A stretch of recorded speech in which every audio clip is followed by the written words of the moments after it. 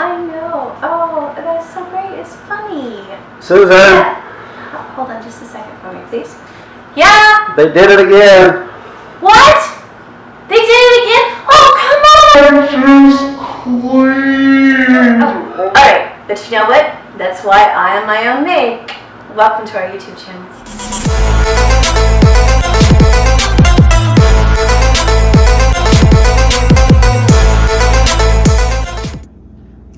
Alright everyone, for our first step on this, I am going to pound out the pork loin. So this is the size of our pork loin. Alright, and I just put down a cutting board, okay? On the bottom, wax paper, pork loin, and another wax paper. So I'm going to pound it this side, okay? I'm going to flip it over and pound the other side with the flat side, and then I'm going to tenderize it, okay? This side with the grooved edges and little spiky side is for tenderizing. So I'm going to go ahead and start doing that, and I'll show you what it looks like after I'm done. Alright guys, so I pounded out the meat. Talk about a pounding headache, that gets really loud, but not too bad. So I pounded out the meat and I made sure that I had the side with little spikes on it. That'll help the buttermilk and the spices sink into the meat. So let me go over my spices. I have some onion powder.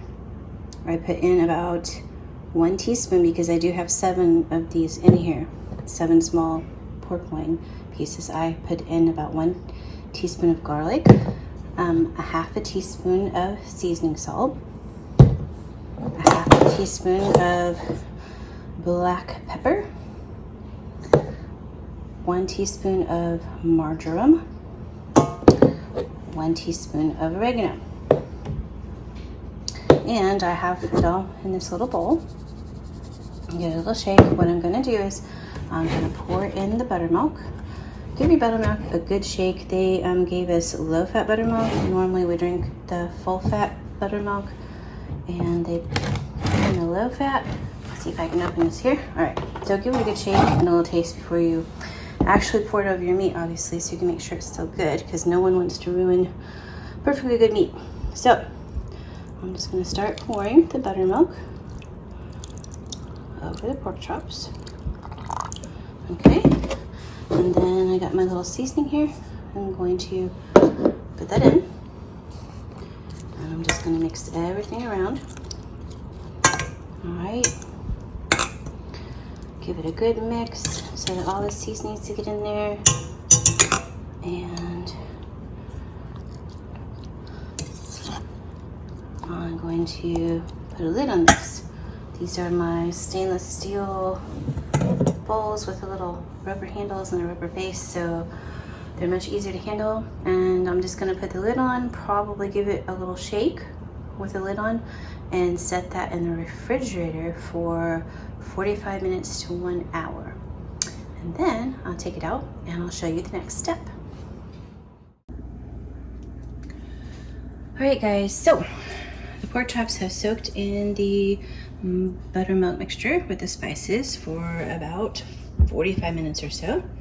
And what I'm going to do is I'm going to take them out and I'm going to put them in the egg wash. I'm not going to wash off the buttermilk at all. I'm just going to put them in this egg batter, and then I'm going to bread them. So for my family, I have some saltine crackers here. This is about 1 sleeve of saltine crackers.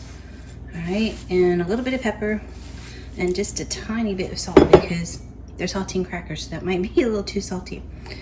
And then for myself, my daughter got me this because gluten and I don't have a real good relationship together. I found out that I have a sensitivity to it. All right, so she got me this pork rind crumbs. There's a little description right there. It's just basically pork rinds that are all crushed up, and then there's the back of it. I will ask her where she got this, and I will try and link it in my description box, but I just put some of that in here for myself with just a little bit of pepper, because obviously pork rinds are also very salty. I have my skillet going over here, so It's time to begin. And I've got it heating up. All right, so I'm just gonna take this, put these close together so I can avoid as much mess as possible. And you know, with the seasonings and all that and the type of breading, you need to play around with that at your house, right? And see what works best for you, because some people prefer a flour dredge for this to submerge your little cookies in. Some people prefer breadcrumbs. Some people do crackers. Some people obviously might do pork rinds. Whatever works best for you. But I think this would make a really good, you know, not just a sandwich, but also a meal maybe with mashed potatoes and a salad, or cauliflower mash and a salad. So I'm just gonna let that hang out for a minute, make sure I covered all this, and I'm gonna need to test my oil. So let's look into that and see how that's going. Okay, so if you look over at my skillet, you'll see I have a wooden spoon in there. And I'll try and give you a closer look. See? There are no bubbles forming around the oil, so it's not quite hot enough. Alright guys, I'm going to bring you in for a closer view so that you can actually see what I'm talking about with this. Alright, so see? If you look really close, see the little bubbles that are going around? That means that this is hot enough. So, I'm going to start cooking. But, let's cook my gluten-free ones first. I'll tell you what happened here. I forgot to dip the gluten-free, the pork that I was going to do with the pork rind for the gluten-free version. I forgot to dip it in egg batter. So I just poured a little egg on, and it kind of makes a little paste, but that's okay. So that's all right. I'm going to put one of those in there, and a little more like that, like so. Let's see how it does. Turn this down slightly. All right, I'm gonna let that cook probably 2 to 3 minutes on one side. Flip it and let it cook 2 to 3 minutes on the other side.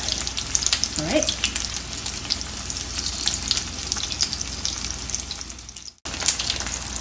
Okay, this is what it looks like after letting it cook for just a little bit. Not too much, like maybe 2 minutes per side.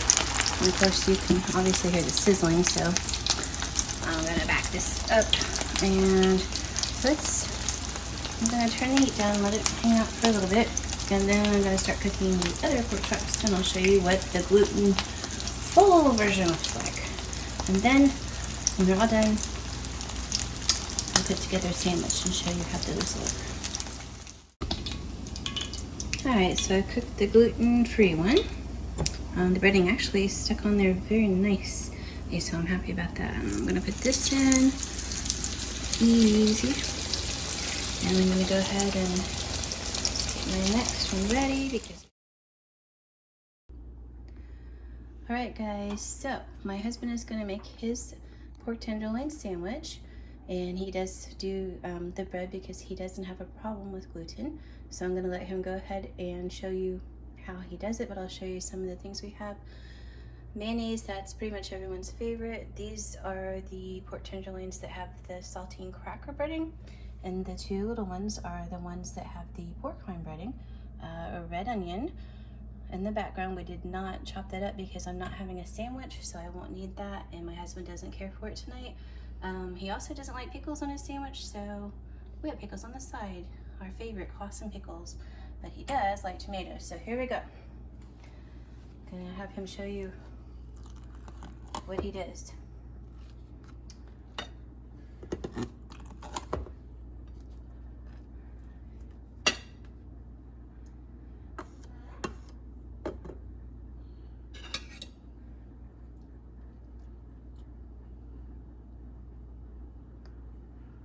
All right, and would you like cheese or no cheese?